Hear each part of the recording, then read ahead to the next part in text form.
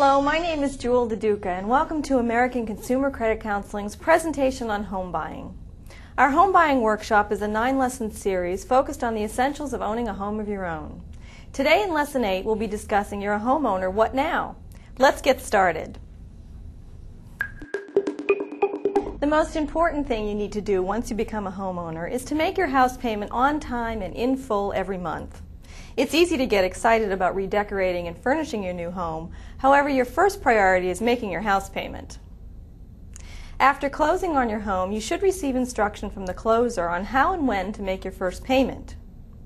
If you're unclear on what you should do or have questions, please be sure to check with the closer or the lender because it's your responsibility to make the first payment on time. Over the life of your loan, your property taxes and homeowner's insurance will be subject to change and could result in an increase and an occasional decrease. When these changes occur, your insurance company and the county will notify both you and your lender of these changes. If your taxes and insurance are escrowed or collected by the lender, then your lender will need to adjust your monthly payment accordingly. If your lender doesn't adjust your payment for the increases or decreases, you need to contact them immediately. Sooner or later, the lender will notice that they've made a mistake and will back collect the amount needed from you. This could result in a substantial increase in your monthly payment until the difference is made up. If your taxes and insurance are not escrowed, you need to make sure to pay them on time. If you don't, the county can put a lien against your house for property taxes that have not been paid.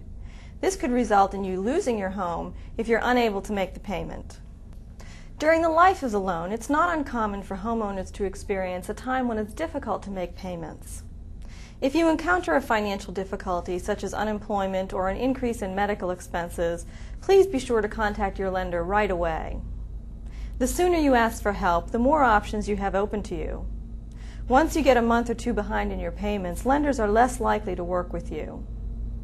If you do encounter difficulties, there are some ways a lender can assist you and keep you on track. First, a lender may offer a special forbearance. A special forbearance is a written agreement between you and the lender that could include a repayment plan, a temporary reduction in payments, or a suspension of payments for a short period of time. You and the lender may also choose to pursue mortgage modification. This is a permanent change in one or more terms of the loan, such as a change in the interest rate or extension of time available to repay the loan. Your lender may also be able to work with you to obtain an interest-free loan from HUD to bring your mortgage payment current. If you opt for this option, you will then have to repay the loan when you refinance or sell your home. Always remember that if you do not make your monthly payments, the lender will start foreclosure proceedings. A foreclosure means that the lender can take back the house and try to sell it for the money that you owe. If your circumstances have gotten to a point where you cannot afford mortgage payments or pay the past due amounts, there are two alternatives to foreclosure. First, you could pursue a pre-foreclosure sale. This allows you to sell the property yourself and then pay off the mortgage loan. If the sale price does not cover the amount you owe on the house, the lender may be able to negotiate with you to take the amount you receive from the sale and use it against your outstanding loan amount. Finally, you could arrange for a deed in lieu of foreclosure. In this instance, you may be able to voluntarily give back your property to the lender.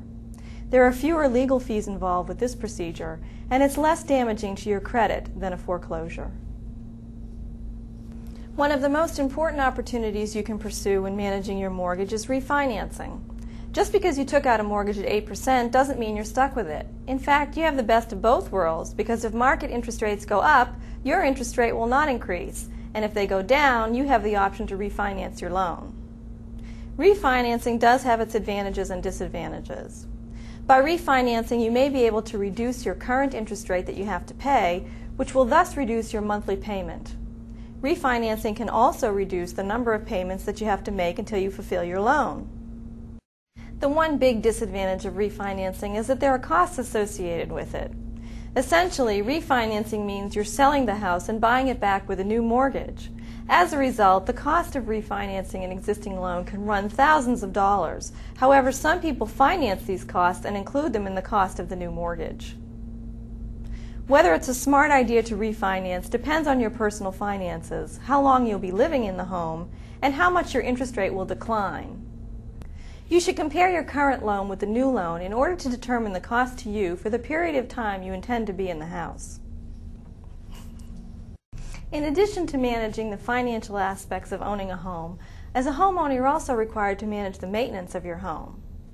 First and foremost, make sure that you're aware of all city ordinances that govern the outdoor appearance of your house. For instance, the city may regulate how long your grass can be and that you keep the walkways clear of snow and ice.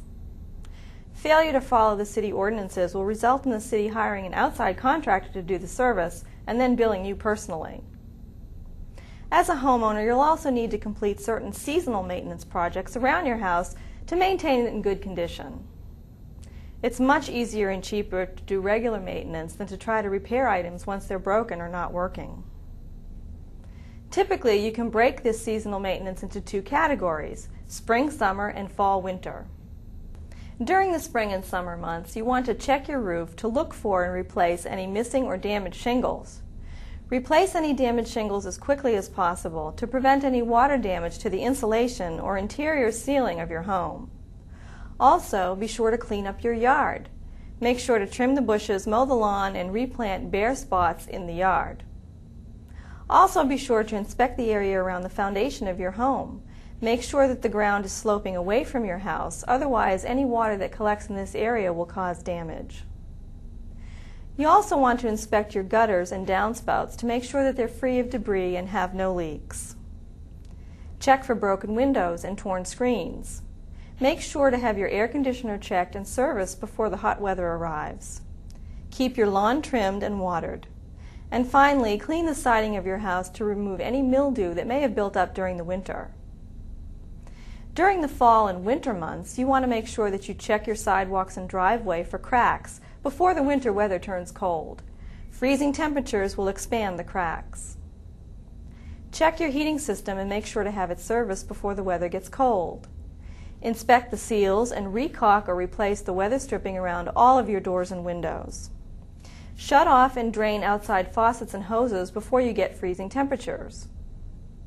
Also, be sure to rake and remove any leaves from your yard or else they'll kill the grass.